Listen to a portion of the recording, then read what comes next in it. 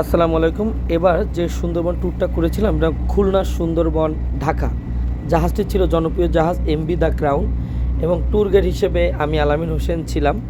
আমাদের এই টিমে প্রায় ট্যুরিস্ট ছিল 70 জন প্লাস। সবচেয়ে মজার বিষয় এই ট্রিপে আমি আমার পুরনো গেস্টকে খুঁজে পেয়েছি, যে এসে আমার সাথে ভিডিও না করেই পারলো না। আমরা প্রথম দিন রাতে যাত্রা শুরু করলাম। এই ট্যুরটা ছিল 3 রাত 3 দিনের। আমরা পরের দিন সকালে আন্দারমানিক ইকো ট্যুরিজম ভ্রমণের উদ্দেশ্যে বের হলাম। 7:30-এর দিকে আমাদের নামার তথ্য দেওয়া ছিল, হয়তো নামতে নামতে 2-1 মিনিট লেট হয়ে যায় এবং আর্লি মর্নিংয়ে গেলে সুন্দরবনের এই জায়গাগুলো সূর্যের তাপটা একটু কম পেয়েছে এবং স্পটটি খুব সুন্দরভাবে আমরা অবলোকন করতে পেরেছি, পাখির শব্দ শুনতে পেয়েছি। ওভারঅল সব কিছু নিয়ে আলহামদুলিল্লাহ সবার কাছে ভালো লাগছে। বিকেলবেলা আমরা চলে গেছি জামতলিতে। এখানে পল্টন না থাকাতে আমাদের কাদায় করে নামতে হয়েছে, তবে আমরা অনেক এনজয় করেছি বিকেল টাইম এবং ঝাঁকে ঝাঁকে আমরা এই ট্রিপে হরিণের দেখা পেয়েছি। প্রচুর হরিণ এই টাইগার পয়েন্ট এই জায়গাতে। সব গেস্ট মানে ছবি তোলা এবং ভিডিওয় ব্যস্ত হয়ে পড়ে।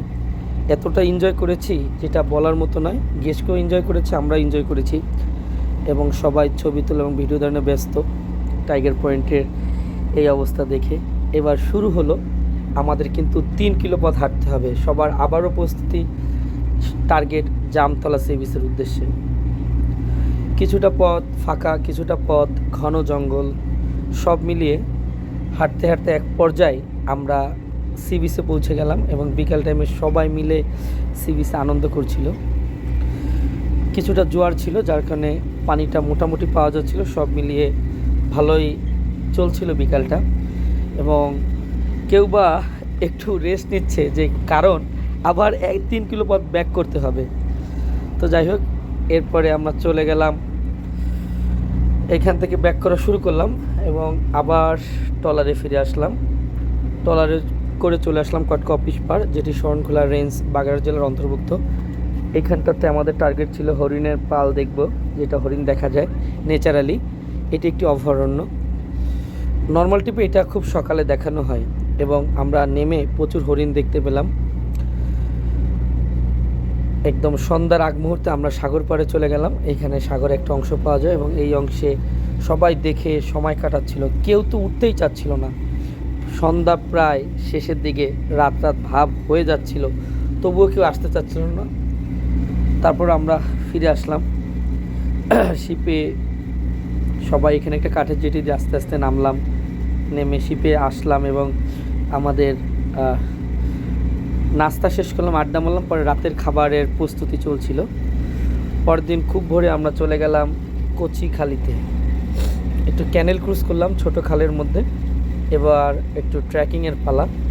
আমাদের গানম্যান এবং আমি আগে থেকে সবাইকে একটু দাঁড় করালাম। একটু দাঁড় করিয়ে সবাইকে একত্রে করে আমরা তাদের ব্রিফিং দিচ্ছিলাম যে আমরা কোথায় যাব, কিভাবে যাব এবং কতক্ষণ সময় দিব।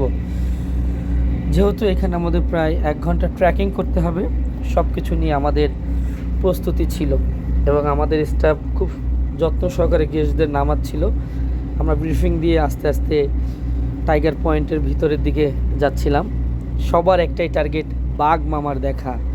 যদিও গরমকাল, বাঘ এবং সাপের দেখা যখন তখন মিলতে পারে এবং কেউ বা লাঠি নিয়ে হাঁটছিল, তার একটা সাহস পাচ্ছিল। সিনিয়র সিটিজেন, ছোট এবং ইয়ং সবাই ছিল এই ট্রিপটাতে।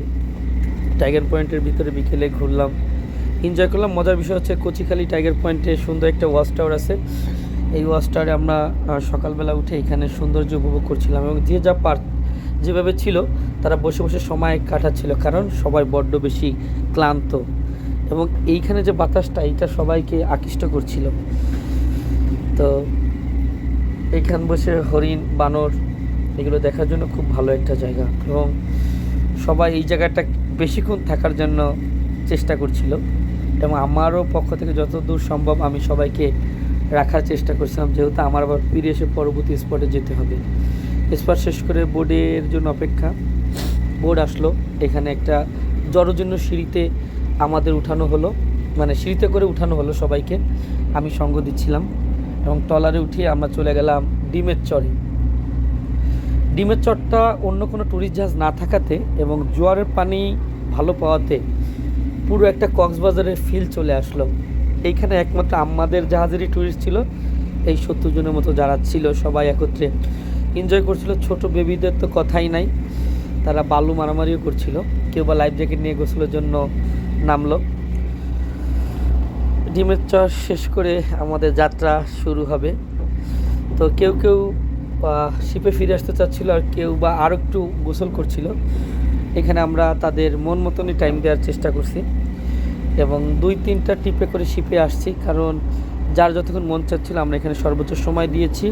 শিপে ফিরে এসে যাত্রা শুরু ঢাকা এবং বরিশালের উদ্দেশ্যে। বরিশাল হয়ে ঢাকায় ফিরব।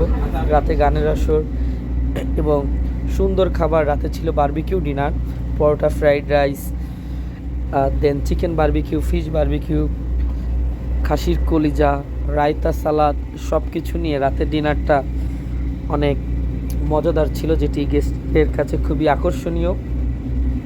এই সুন্দর ডিনার করে আমাদের সকালবেলা আবার খাওয়া দাওয়া শেষে আড্ডা, বোরিং। কারণ আজকে দুপুরে, অর্থাৎ 3 দিন 3 রাত, তৃতীয় দিন দুপুরে খাওয়া শেষে আমরা ফিরে যাব। সবার শেষ প্রস্তুতি এই আর কি। ধন্যবাদ, বিদায়, আবারও দেখা হবে ইনশাআল্লাহ।